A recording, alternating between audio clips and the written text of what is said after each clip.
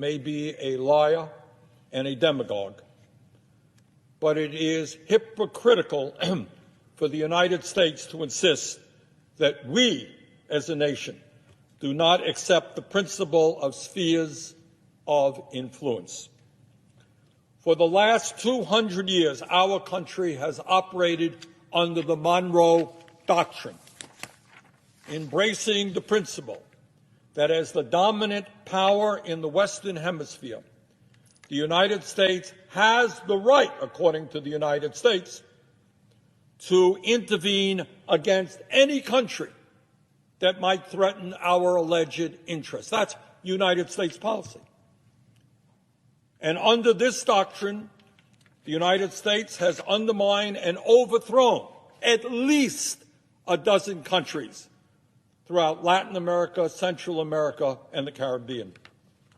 As many might recall, in 1962, we came to the brink of nuclear war with the Soviet Union.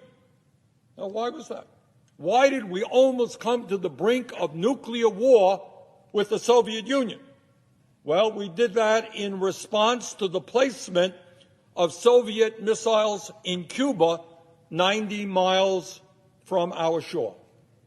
And the Kennedy administration saw that as an unacceptable threat to national security. We said it is unacceptable for a hostile country to have a significant military presence 90 miles away from our shore. And let us be clear, the Monroe Doctrine is not ancient history. As recently as 2018, Donald Trump's Secretary of State, Rex Tillerson, called the Monroe Doctrine, quote, as relevant today as it was the day it was written, end quote.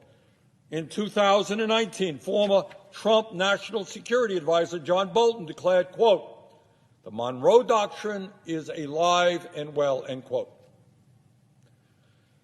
To put it simply, even if Russia was not ruled by a corrupt, oligarchic, authoritarian leader like Vladimir Putin, Russia, like the United States, would still have an interest in the security policies of its neighbors. And I want people to think about this.